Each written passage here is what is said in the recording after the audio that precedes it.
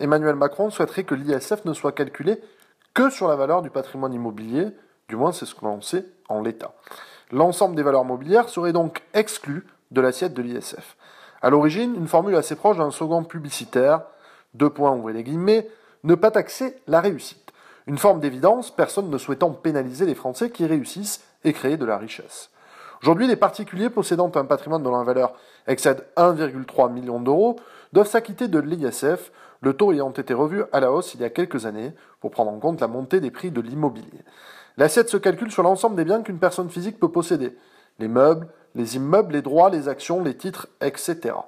Échappent notamment au calcul 30% de la valeur vénale de la résidence principale sous certaines conditions, les œuvres d'art et les biens nécessaires à une activité professionnelle s'ils ont un lien direct avec l'exploitation et sont effectivement et exclusivement pour les besoins d'une activité industrielle, commerciale, artisanale.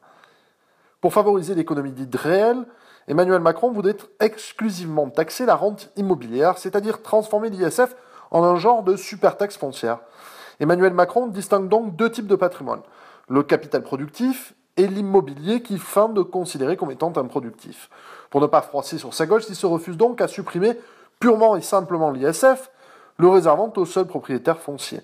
Une idée assez perverse qui tire sa source d'un serpent de mer politique, la France des actionnaires, dont on nous rebat les oreilles à longueur de colonnes dans les journaux économiques. Emmanuel Macron parle d'économie réelle, mais il ne semble pas connaître les réalités économiques du terrain. Sa réforme sort tout droit d'un brainstorming entre jeunes start-upers dynamiques qui n'ont pas idée du poids du marché de l'immobilier en France.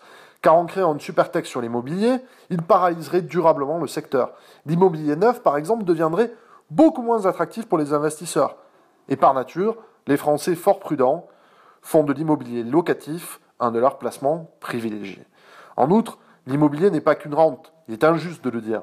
Les propriétaires doivent régulièrement mettre la main au portefeuille, notamment pour les mises aux normes énergétiques.